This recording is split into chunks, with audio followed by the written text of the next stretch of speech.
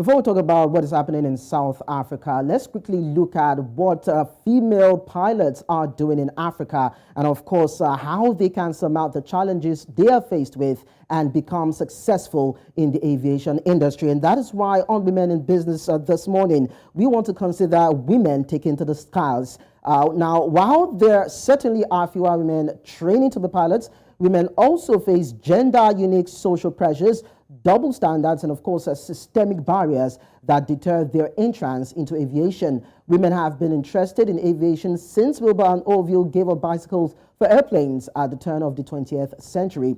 Although the disparity is changing, the gender divide is different from country to country. And so our women crush today is a pilot based in South Africa, Annabel Vundla. Thank you so much, Annabel, for joining us on Business Edge. Thank you so much for inviting me. Briefly, I'd like you to take us through the journey, your journey of becoming an aviation expert, a pilot, as it were, in that case. So tell us, what were the situations that you were faced with and how were you able to overcome them? Well, I trained in the military and I started my aviation journey in the military. So I joined in 1999. And at the time, I was the only woman of color, I was the only Black woman at the time in the military. And I've always wanted to fly aeroplanes. And luckily, the South African government was able to give us the opportunity through the military. And at the time, the military had a drive to recruit more women of color and more women into the flight deck and into the different spheres of aviation. And so that's how I started my military journey. And of course, because it was such a long time ago, you definitely had the biases as a barrier that we had to overcome. Well, it's nice to know that you're able to leverage on the fact that you were part of the military. That's why you're able to find leeway in the aviation industry. But then if we were to look at it holistically, would you say that female would-be pilots have the opportunity to thrive in the aviation? Are they given that much opportunity and support? I think the biggest issue that women face in aviation, well, let's look at initially, is firstly, the awareness. And I think the biggest problem is also looking at the awareness of the different spheres of aviation, but looking at a woman, especially like in a rural area, access to the different parts of aviation, also her family. Do they have access to that? And do they have the awareness of what the different roles you can pursue in aviation? And I think, honestly, also just the mentality of a lot of Africans and older Africans is that, the girl child should be based at home. The girl child should be, should be either going into spheres where it is teaching or nursing, which there's nothing wrong with it, but they never look at aviation as one of the opportunity that the girl child should be involved in. And so I think the biggest issue is awareness when it comes to the girl child. And I think when more people are aware of it, then a lot more girls will have the opportunity to get into aviation. All right, now, we understand that when you look at the ratio between the male and the female folk, the male is on the ascendancy in terms of the numbers, male pilots, as it were. Now, sometimes you would want to question that, are you on the right track? Are you being stereotyped in any way? And based on your experience, have you, at some point thought about it or questioned your desire to be in this industry that is male-dominated? Oh, definitely. I think, starting off in 99, remember that is just a few years after democracy in South Africa. And so all the biases in terms of the sexual biases and race bias was definitely a huge hindrance. And, you get to the point where you actually almost feel like, is this really what I want to do?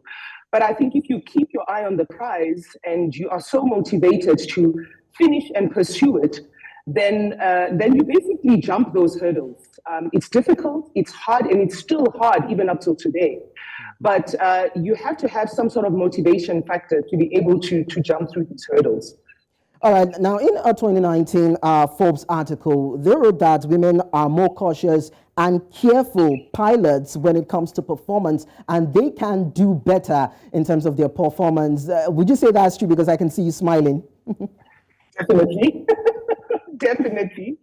I think women, because women are, because we basically looked at with a magnifying glass, women are a lot more pedantic and they are a lot more pristine with how they go over the SOPs, and you look at your regulations and your terms, your terminologies in terms of the CAA. Women are a lot more, well, not stick to the rules, but women are a lot more pedantic about the rules. So I definitely say so, not just because I'm a woman, but because it's the truth. Well, okay, so I know you've talked about biases and all that, but then when you look at airlines' preference in terms of recruitment, will you say that they are more soft, or they prefer the male gender to the female? I think the airlines definitely look at males a lot more purely because it's an uninterrupted progression. And I think because women eventually get to the point where they want to have a family, they want to get married. But I think feminism has sort of woken up a lot of these companies into gender equality. So some of the airlines still are very slow to progress in that department, but they're getting there. And they're going to get there eventually, because they actually, they just don't have too much of a choice in that matter. So what about the issue of remuneration? Of course, we have read reports of a disparity in terms of what is paid to the male folk and what is paid to the female folk. So then, in this particular industry, are there such discrepancy in terms of what is paid? And have you raised any sort of advocacy to ensure that there is parity in terms of wages being paid? Well, especially in South Africa, I'm not sure how it is in different countries, but, because I've come from the military and gone into the airline, military, it's all about the rank. So you are paid on your rank by your rank. And then when you get to the airline, it's also different, because if you're a first officer, you get paid according to you being a first officer and your experience and the amount of years that you've been in the airline. And when you're a captain, you are paid the same, more or less, as every other captain, depending on the year that you're a captain. I think you will see those disparities when you get to the private sector, the more charter operation, then you might be able to get those disparities. But definitely in the airline business, not often, hey? All right, finally, before I let you go, now, can a PanAfrican effort encourage or assist these women to become successful pilots in the future? Quickly. Definitely. I definitely think that if there's a Pan-African united front in getting a flying school that will be able to focus on the girl child and getting them to get their pilot's licenses, this would be such an amazing concerted effort of all the different countries. I am game with that. All right, thank you so much, Annabel, for joining the conversation. I'm looking forward to you flying me sometime in the nearest future. I'll be looking forward to that. Sure.